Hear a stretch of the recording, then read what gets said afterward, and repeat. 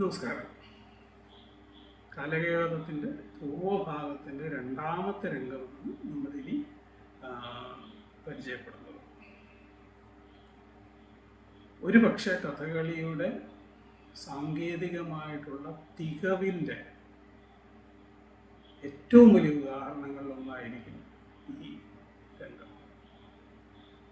സലജ്ജോഹം എന്നാണ് ഈ രംഗം അറിയപ്പെടുന്നത് തന്നെ.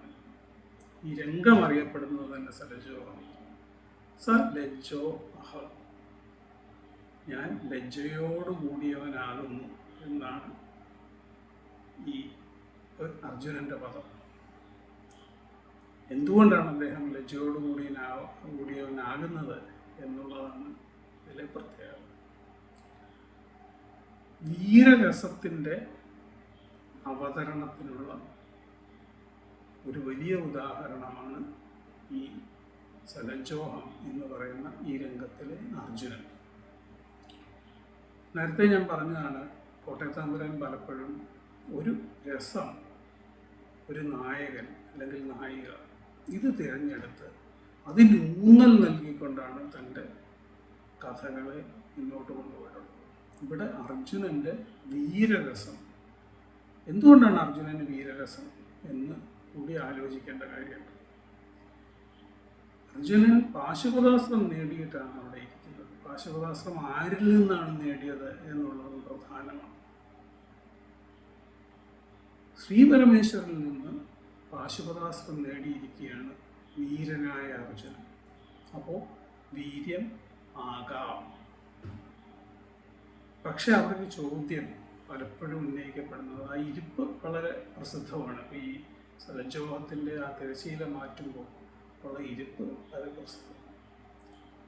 ആ ഇരിപ്പിനെ കുറിച്ച് പറഞ്ഞിട്ട് ബാക്കി പറയാം. രംഗത്തിൻ്റെ വലതുവശത്ത് ആണ് അർജുനൻ ഇരിക്കുന്നത്. പീഠത്തിൽ അർജുനൻ ഇരിക്കുന്നു. വീരം നല്ലപോലെ വീരം കൊടുത്ത് വായു കൊടുത്ത് ആണ് അർജുനൻ ഇരിക്കുന്നത്. ഒരു കയ്യിൽ വില്ല് ഇങ്ങനെ നീട്ടിപ്പിടിച്ച് ആ വില്ലിങ്ങനെ അരയിലേക്ക് കുത്തി ഒരറ്റം കയ്യിൽ പിടിച്ചും മറു കയ്യിൽ നിന്ന് അതുപോലെ തന്നെ ഒരമ്പും പിടിച്ചിട്ടാണ് അർജുനൻ ഇങ്ങനെ ഇരിക്കുന്നത്. പുറകിൽ ആലവട്ടം, മുകളിൽ മേൽക്കട്ടി, മുമ്പിൽ പകുതി താഴ്ത്തിയിട്ടുള്ള തിരശ്ശീല. അങ്ങനെയാണ് അർജുനൻ്റെ ഇരിപ്പ്. സാധ്യമായ ഒരു സിമെട്രിക്കൽ രീതിയിലാണ് കൈ രണ്ടും ഇങ്ങനെ പിടിച്ച് അർജുനൻ ഇരിക്കുന്നത്. ഈരത്തോടുകൂടി അല്പം ഞെളിഞ്ഞിട്ടാണ് അർജുനൻ ഇരിക്കുന്നത്. അപ്പോൾ ഒരു ചോദ്യം ഇവിടെ പലപ്പോഴും വരുന്നത്, അല്ലെങ്കിൽ ചർച്ച ചെയ്യപ്പെട്ടിട്ടുള്ള ഒരു കാര്യം, ഈ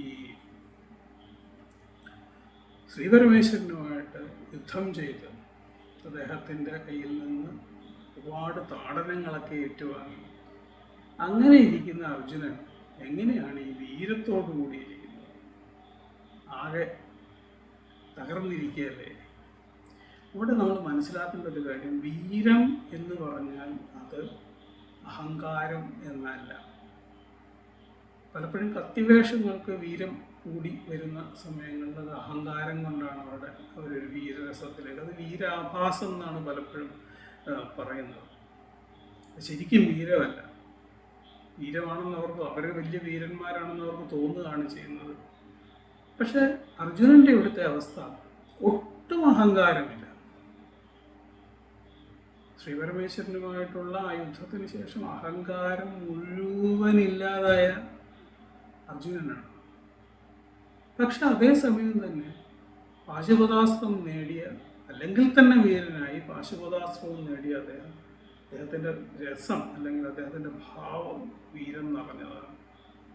വീരം എന്ന് പറഞ്ഞാൽ അഹങ്കാരവുമായിട്ട് ചേർത്ത് വെച്ച് മാത്രം നമ്മൾ കാണരുത്.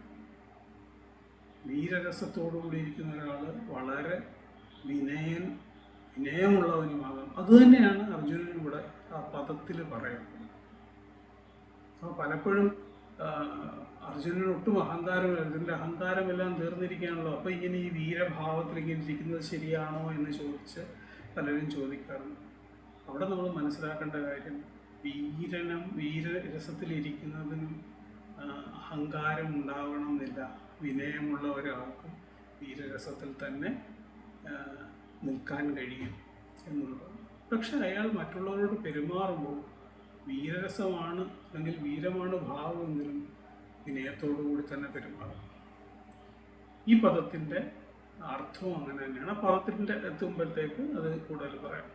അപ്പോൾ തിരശ്ശീല മാറ്റുമ്പോൾ നമ്മൾ കാണുന്നത് വില്ലും അമ്പും ഇങ്ങനെ അരക്കെട്ടിലേക്ക് കുത്തിപ്പിടിച്ച് വീരഭാവത്തോടു കൂടി ഞെളിഞ്ഞ് ആലവട്ടവും മേക്കട്ടിയും മുമ്പിൽ തിരശ്ശീല പകുതി കാത്തു പിടിച്ച് നിൽക്കുന്ന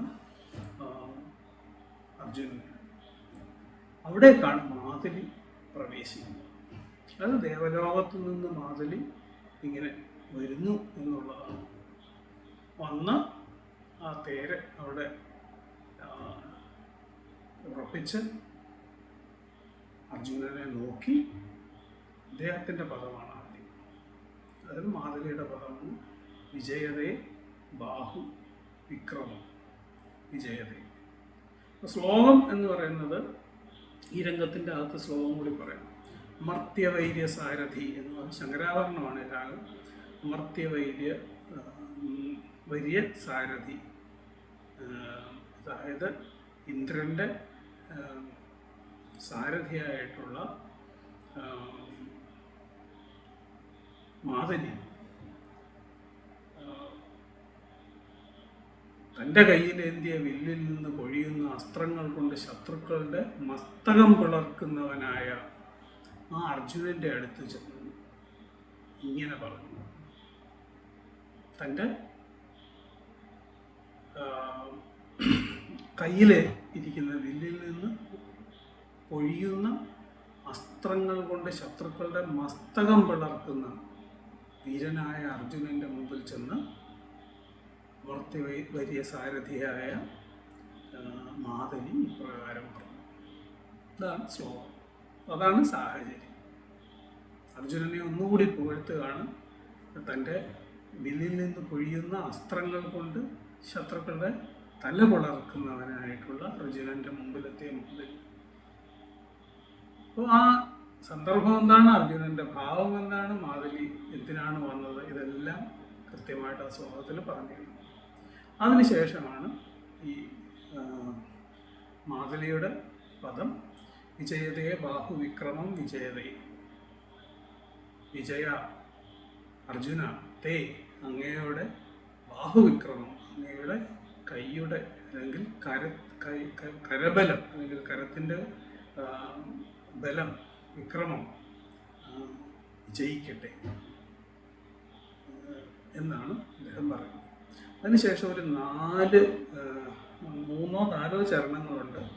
അതെല്ലാം അർജുനനെ പ്രശംസിക്കുകയാണ് ചെയ്യുന്നത്. അർജുനൻ ചെയ്ത ഓരോ വലിയ വലിയ കാര്യമാണ്. പരമേശൻ തവ രണനൈപുണ്യം കണ്ട് പാശുപതാസ്ത്രം തന്നില്ലേ, ശ്രീ പരമേശ്വരൻ അങ്ങയുടെ യുദ്ധത്തിലുള്ള കഴിവ് കണ്ടിട്ട് പാശുപതാസ്ത്രം അങ്ങയ്ക്ക് തന്നില്ലേ,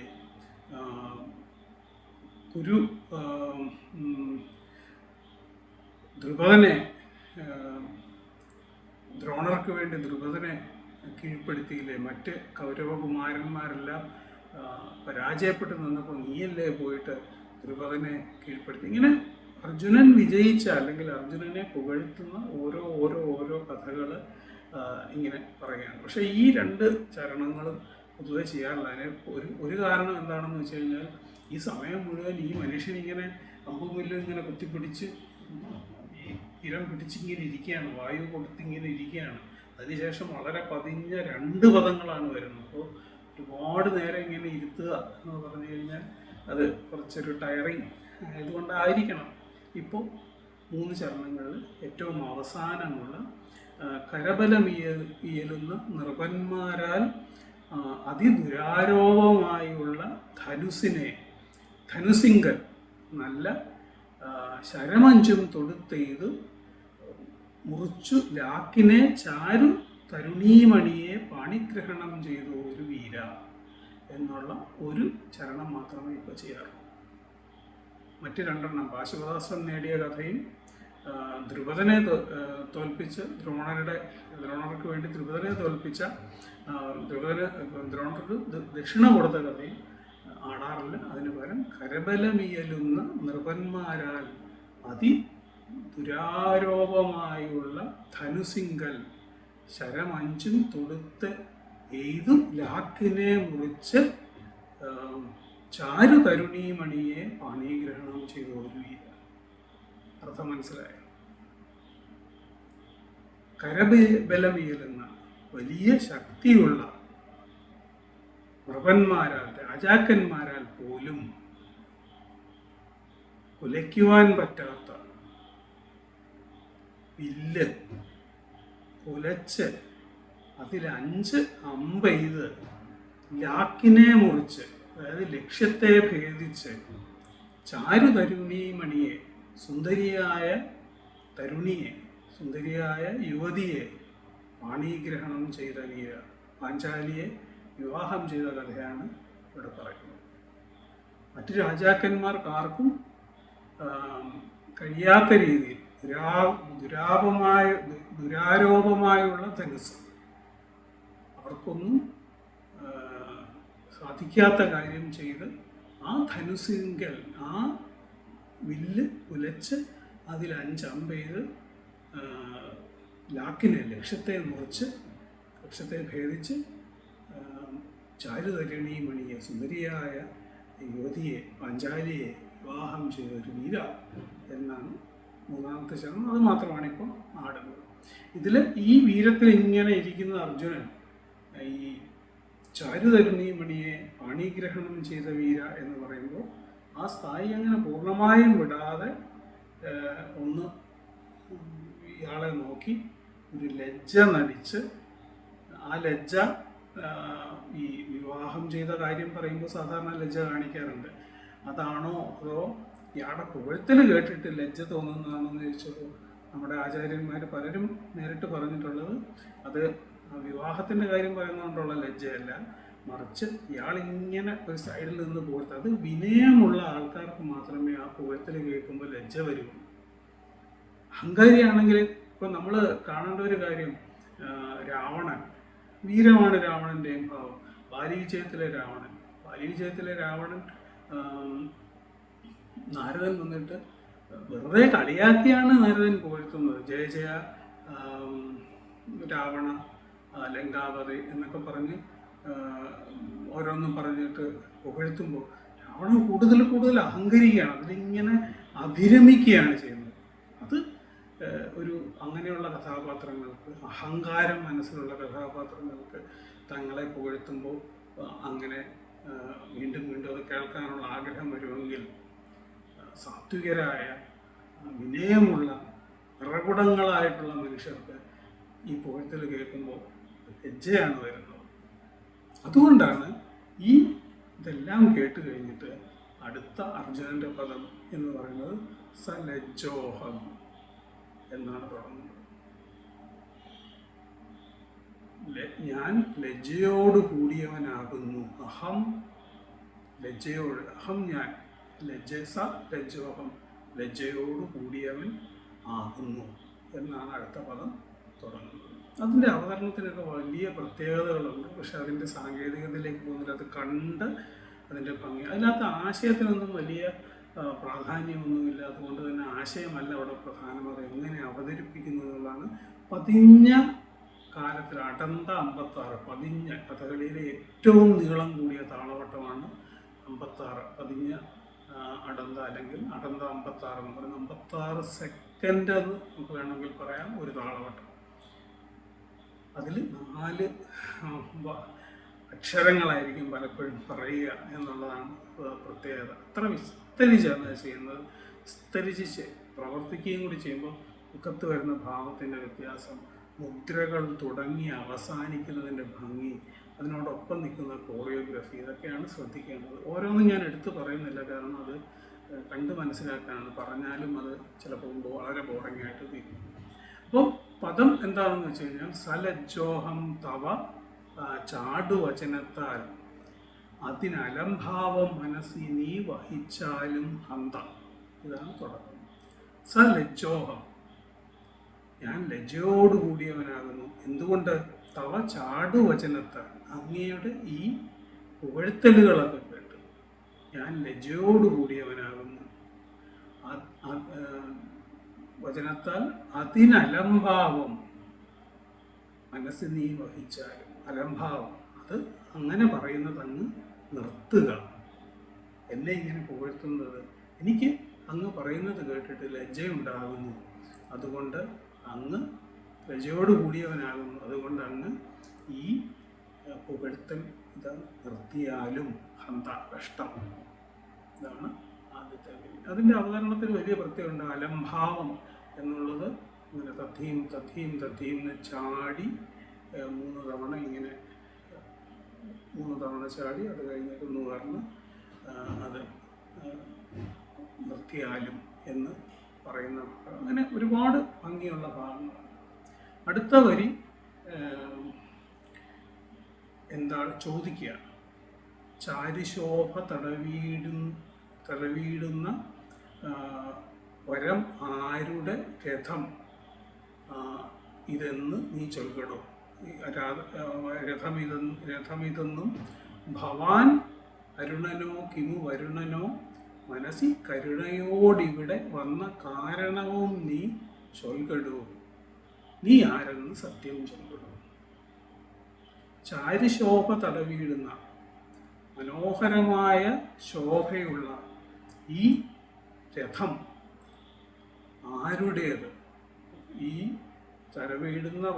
തടവിടുന്ന രീതിയിലുള്ള ഈ രഥം ആരുടേതാണ്? ഭവാൻ, അങ്ങ് ആരാണ്? അങ്ങ് അരുണനാണോ? സൂര്യൻ്റെ തേരാളിയായിട്ടുള്ള അരുണനാണോ? വരുണനാണോ? കരുണയോടെ ഇവിടെ വന്നതിനുള്ള കാരണം, അങ്ങ് ഇവിടെ ഈ തേരും കൊണ്ട് ഇവിടെ വരുന്നതിനുള്ള കാരണം എന്തെന്നും ചൊൽകടോ, പറയടോ, സത്യം ചൊൽകടോ. അതാ സത്യം ചൊൽകടോ എന്നുള്ളതിനും പ്രത്യേകമായിട്ടുള്ളൊരു അവതരണ രീതിയാണ്.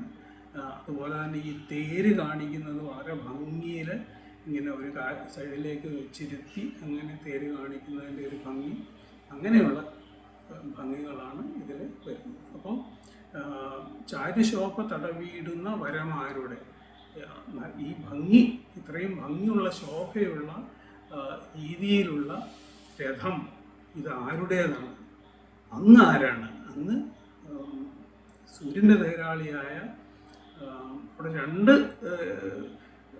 രഥം അവിടെ കാണിക്കും. രഥം ഇതാരുടെ എന്നുള്ളതിൻ്റെ രഥവും സൂര്യൻ്റെ തേരാളി എന്നുള്ളത് സൂര്യൻ്റെ രഥം തെളിക്കുന്നവൻ എന്നാണ് മുദ്ര കാണിക്കുന്നത്. വെറും നാമമുദ്രയല്ല, രഥം തെളിക്കുന്നത്. അതെന്തിനെന്ന് വെച്ചാൽ അങ്ങനെ കാണിക്കുന്നതിൻ്റെ കാരണം അവിടെ വീണ്ടും തേര് എന്നുള്ളത് ഭംഗിയായിട്ട് ചൊല്ലിയാടി കാണിച്ച് ഒരു ദൃശ്യ ഭംഗി നൽകാൻ വേണ്ടിയിട്ടാണ് അങ്ങനെ ചിട്ടപ്പെടുത്തിയിരിക്കുന്നത്.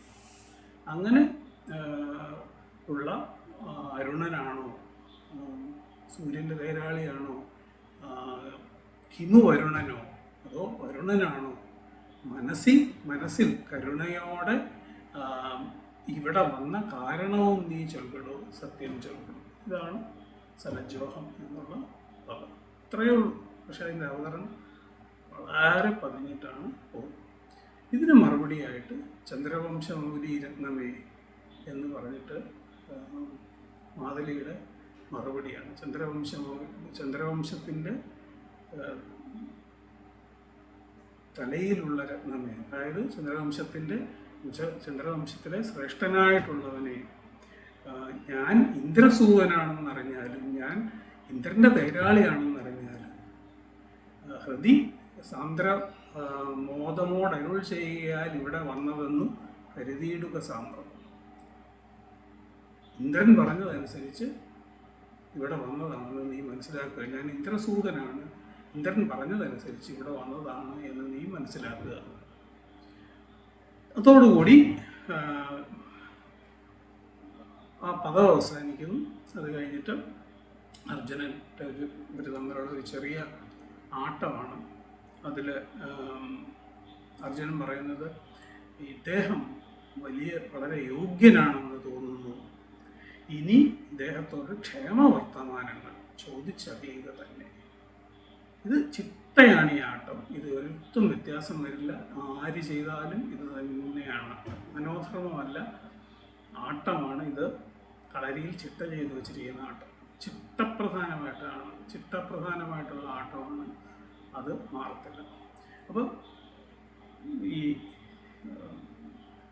മാതലിയെ നോക്കിയിട്ട് ഇദ്ദേഹം മഹായോഗ്യനാണെന്ന് തോന്നുന്നു. ഇനി ഇദ്ദേഹത്തോട് ക്ഷേമവർത്താനങ്ങൾ ചോദിക്കുക തന്നെ എന്ന് പറയുന്നു. അവിടെ കാലം താഴ്ത്തി ഓരോ 3 ചോദ്യങ്ങളാണ് ചോദിക്കുന്നത്. ഒരു ചോദ്യം, അതിനൊരു ഉത്തരം. അത് ചിട്ടയാണ്. ചോദ്യത്തിൻ്റെ വാക്കുകൾ പോലും ചിട്ടയാണ്. അവിടെ താത കിങ്കുശലി എന്ന് പറയുന്ന ഒരു ശ്ലോകം കൊടുങ്ങല്ലൂർ തമ്പുരാൻ എഴുതിയതാണെന്നാണ് പറയപ്പെടുന്നത്. താത കിങ്കുശലി എന്ന് തുടങ്ങുന്ന ഒരു ശ്ലോകമാണ്, അതിൻ്റെ അർത്ഥമാണ് ഇവിടെ ആടുന്നത്. പണ്ടങ്ങനെ ഓരോ സന്ദർഭത്തിലും ആടാൻ വേണ്ടി ശ്ലോകങ്ങൾ, അത് ഗായകർ പാടില്ല, അതിൻ്റെ അർത്ഥം അഭിനയിക്കുക മാത്രമാണ് ചെയ്യുന്നത്. താത കിങ്കുശലി എന്ന് തുടങ്ങുന്ന ഒരു ശ്ലോകമാണ്. അതിൽ ചോദിക്കുന്നത് യാഗപുക്കുകളുടെ നാഥന, യാഗങ്ങൾ ദേവന്മാർക്ക് ആണല്ലോ യാഗം അതിൻ്റെ അവകാശമുള്ളത്. അത് നമ്മൾ യാഗം ചെയ്യുന്നത് ദേവന്മാർക്ക് വേണ്ടിയിട്ടാണ്. അങ്ങനെ യാഗം ഭക്ഷിക്കുന്ന യാഗപുക്കുകളിൽ അതിൻ്റെ നാഥനും ശചീവല്ലഭൻ, ശചി എന്ന് പറഞ്ഞാൽ ഇന്ദ്രാണിയുടെ മറ്റൊരു പേരാണ്, ശചീവല്ലഭനുമായ എൻ്റെ അച്ഛന് സുഖം തന്നെയല്ലേ, സുഖം തന്നെയാണ് എന്ന് മാതലിയുടെ മറുപടി. വീണ്ടും അടുത്ത ചോദ്യത്തിലേക്ക് പോകുന്നു. അതെയോ, പിന്നെ പുലോമ മഹർഷിയുടെ പുത്രിയായ അമ്മയ്ക്ക് സുഖമല്ലേ, ഇന്ദ്രാണിക്ക് സുഖമല്ലേ? പുലോമ മഹർഷിയുടെ മകളാണ് ഇന്ദ്രാണി. പുലോമ മഹർഷിയുടെ മകളായ ശചീദേവിക്ക്, ഇന്ദ്രാണിക്ക് സുഖമല്ലേ? സുഖം തന്നെയാണ് എന്ന് മാതലിയുടെ മറുപടി. വീണ്ടും അർജുനൻ ചോദിക്കുന്നു, അവരുടെ പുത്രനായ ജയന്തൻ അവർക്ക് സുഖം പ്രദാനം ചെയ്യുന്നില്ലേ, സന്തോഷത്തെ പ്രദാനം ചെയ്യുന്നില്ലേ? പ്രദാനം ചെയ്യുന്നു എന്ന് മാതലി മറുപടി പറയുന്നു. അപ്പോൾ 3 ചോദ്യങ്ങളാണ്. ഒന്ന്, യാഗപുക്കുകളിൽ നാഥനായ ശശീവല്ലഭനായ എൻ്റെ അച്ഛന് സുഖമല്ലേ?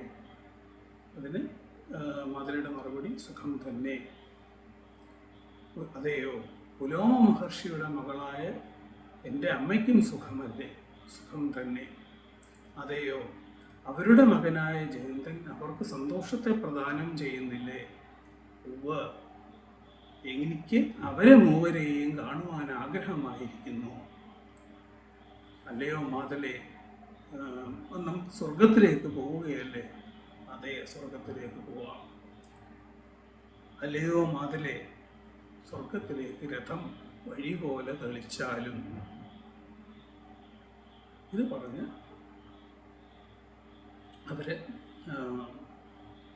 രഥത്തിലേക്ക് കയറാൻ പോകുമ്പോൾ അർജുനൻ നിൽക്കുക എന്ന് പറഞ്ഞിട്ട് രഥം കുമ്പിട്ട് തൊട്ട് തലയിൽ വെച്ച് ധ്യാനിച്ച ശേഷം മാതലിയോട് കണ്ണുകൊണ്ട് പോകാം പോകാം എന്ന് കാണിച്ചിട്ട് പിന്നെ കൈ കൊണ്ട് പോകാം പോകാം എന്ന് കാണിച്ച് അമ്പും വില്ലും പിടിച്ച് തേരിലേക്ക് ചാടിക്കയറുന്നത് പോലെ കാണിച്ച് ആ രംഗം അവസാനിക്കും. അതായത് ഇവർ രണ്ടുപേരും കൂടി സ്വർഗത്തിലേക്ക് തേരിൽ പോകുന്നിടത്ത് ആ രംഗം അവസാനിക്കും. ഇതാണ് രണ്ടാമത്തെ രംഗത്തിൻ്റെ ഒരു അവതരണത്തിൻ്റെ ചിലപ്പോൾ ഒത്തിരി നീണ്ടുപോയി, പക്ഷേ അത് ഇടയ്ക്ക് വെച്ച് നിർത്താൻ പറ്റും. അപ്പോൾ സലജ്ജോഹം എന്ന പദത്തിൻ്റെ അവതരണം കൃത്യമായിട്ട് ശ്രദ്ധിക്കും.